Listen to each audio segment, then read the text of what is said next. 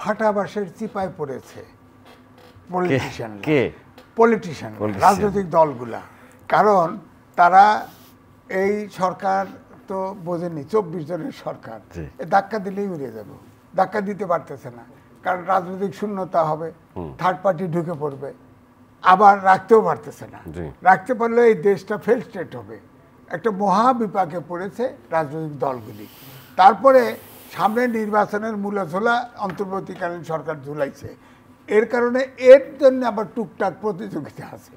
এই কারণে রাজনীতিটা কিন্তু ভিসিয়েট হচ্ছে। রাজনীতিটা কিন্তু আপনি দেখেন একই সাথে ছিল বিএনপি, জামাত ইসলাম, 20 দল। আমার ধারণা 2 দলই হয়তো ক্ষতিগ্রস্ত হয়েছে, কিন্তু এখন ধরেন বিএনপি, জামাত ইসলাম 20 দলে থাকার কারণে সবসময়ই বলছে যে এন্টি লিবারেশন ফোর্স, বিএনপি হলো তার উপদেষ্টা, এইটি বলা হতো, তো জামাত থাকার কারণে বলছে।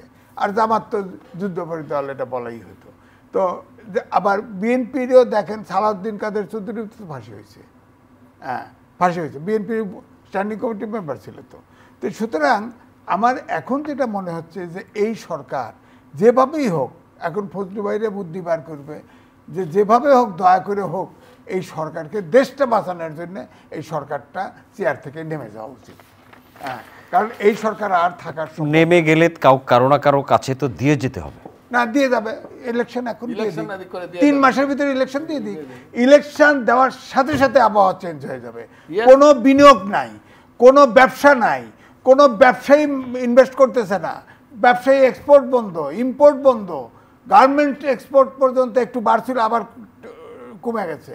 এদিকে দেখেন ভারত আমাদের সাথে এমন বৈরী আচরণ করছে, কিন্তু আমাদের সমস্যা না। আমি তো বললাম না, বিশ্বায়নের যুগে ছোট দেশ না, আমাদের দেশের লোক এখন চিকিৎসার জন্য ব্যাংকক যাওয়া শুরু করছে, মালয়েশিয়া যাওয়া শুরু করছে, শিক্ষার জন্য চলে যাচ্ছে, পররাষ্ট্র উপদেষ্টা চীনে যাওয়ার জন্য বলেছে। হ্যাঁ, এখন আবার চীনের জায়গায়, চীনে কুম্বিংয়ে চিকিৎসার ব্যবস্থা।